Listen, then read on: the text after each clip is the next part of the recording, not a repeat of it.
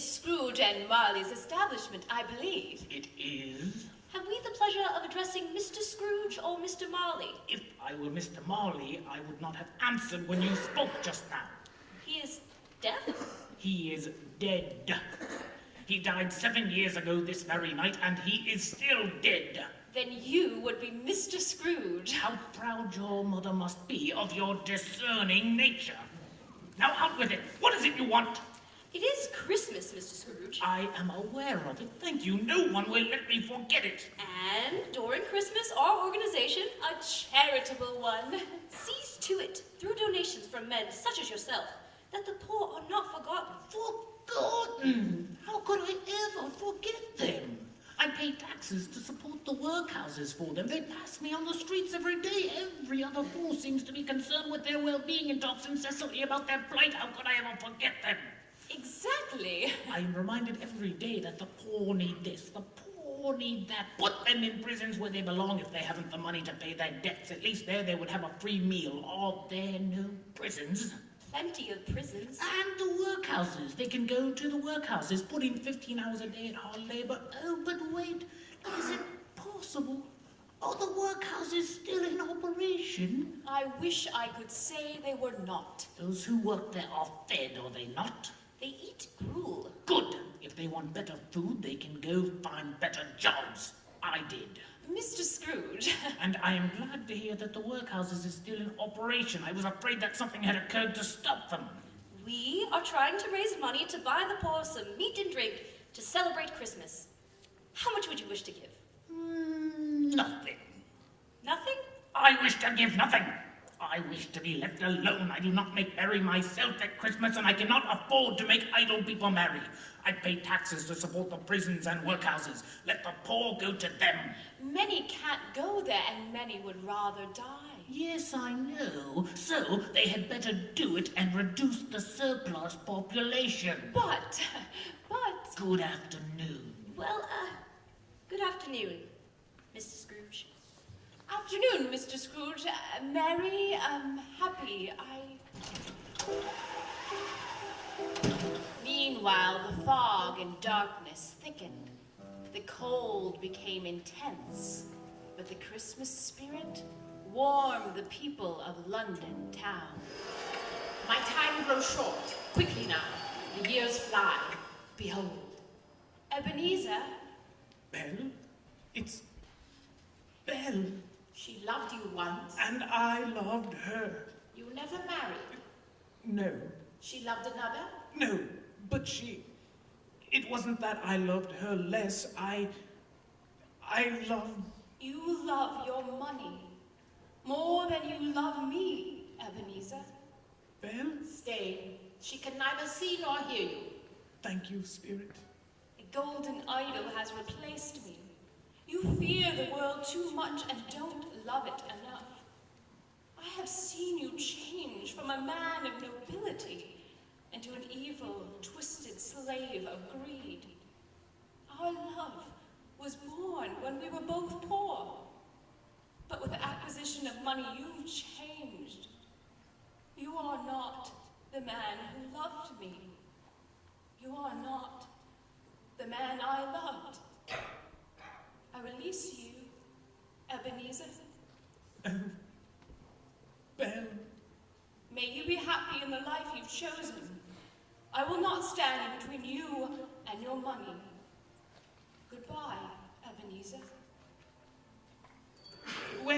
I don't know the street. Wait, there's a sign. Field Lane. Oh, we're in Saffron Hill. Saffron Hill, a collection of filthy shops, a colony of petty larceny, inhabited by those who traffic in stolen and salvaged goods. Here could be found wads of silk handkerchiefs, resold by the pickpockets who spirited them away, old iron and bones, and heaps of mildew, wool and linen, rust and rot. Alleys and archways, like so many cesspools, disgorge their fences of smell and dirt and life upon the straggling streets, and the whole quarter reeked with crime, filth, and misery. Here sat a low-browed, beetling shop, where iron, bones, bottles, and charnel house viscera were bought. Inside were secrets that few would scrutinize, hidden in mountains of unseemly rags, masses of corrupted fat. And in the middle of it all, by a charcoal stove, sat a great greasy spider of a man, smoking his pipe.